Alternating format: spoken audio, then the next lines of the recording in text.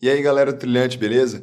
Eu sou o Túlio e hoje a gente vai começar aqui um curso de introdução à propriedade intelectual. Então vamos lá.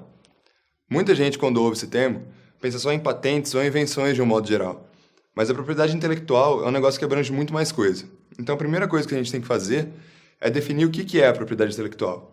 E aí que já está um problema. Acontece que a Organização Mundial da Propriedade Intelectual e a convenção que criou essa organização, elas não se preocuparam em definir um conceito certinho, um conceito formal. O que elas fizeram? Elas só falaram o que pode e o que não pode ser protegido nesse instituto. Que, como a gente pode ver aqui no slide, a gente tem as obras literárias, artísticas, científicas, invenções, enfim, desenhos e modelos industriais, marcas, várias coisas, mas eles não deram um conceito formal. Então a gente pode dar um conceito básico de que a API nada mais é do que a propriedade sobre aquilo que decorre da capacidade inventiva ou criadora do homem. Então tá. Definido o conceito, a gente pode falar sobre as dimensões dos direitos de PI. É claro que essas dimensões vão variar de acordo com cada tipo de proteção, cada espécie de direito de PI, mas de um modo geral, todas elas vão ter essas 4 dimensões. A primeira é o escopo do direito, é o tipo da PI, são as patentes, são os desenhos industriais, as topografias de circuito integrado, enfim, cada uma das espécies. A segunda dimensão é a territorialidade, ou seja, é o espaço geográfico onde os titulares desses direitos podem exercer. Geralmente a proteção é concedida em todo o território nacional. O terceiro é a dimensão temporal, que é o prazo estabelecido por lei que o titular desses direitos vai ter para explorar economicamente e com exclusividade. Essa dimensão também varia de acordo com cada espécie de PI, como a gente vai ver ao longo do curso. Algumas têm proteção de 20 anos, outras têm só de 10, algumas só de 5 anos. Mas a gente vai ver ao longo do curso. E por último, a gente tem a segurança jurídica, que é basicamente a junção das outras 3 dimensões. Então, é o poder que o titular da proteção vai ter de impedir que outras pessoas utilizem sem autorização, façam qualquer tipo de uso de sua criação no tempo e no espaço que a proteção vale. Desde que autorizado, terceiros podem fazer uso dessa proteção. E o que a gente vai ver em uma das últimas aulas do curso, que são os contratos de transferência de tecnologia. Mais ainda, a gente vai ver que essa dimensão também não é absoluta. Existem algumas situações que vão ensejar a licença compulsória de patente. Não só de patente, mas algumas licenças compulsórias. A gente vai ver com calma mais para frente também. Beleza. A gente já tem o conceito, já tem as dimensões desses direitos. Então, a gente pode agora classificar.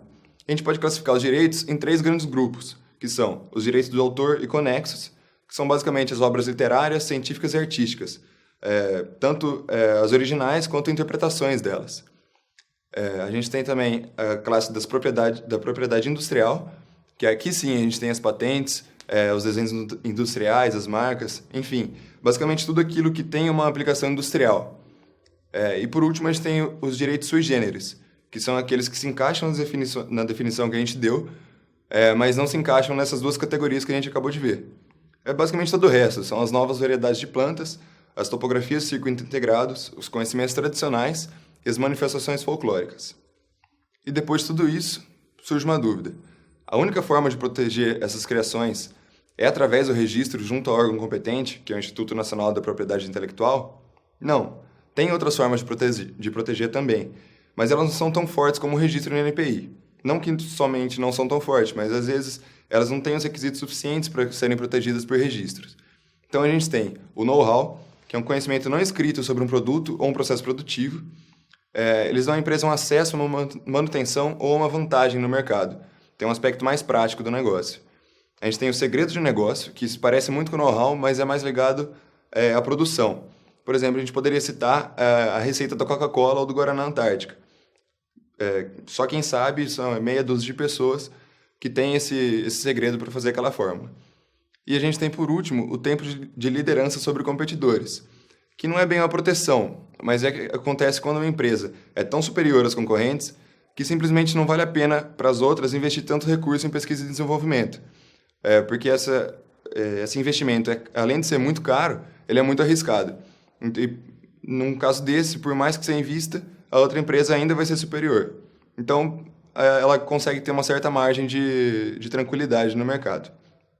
Então, fechando a aula, a gente vê que a importância da propriedade intelectual está justamente em incentivar a inovação, a criação de novas tecnologias e produtos e promover a atividade econômica por meio dessas vantagens que são concedidas aos criadores desses bens.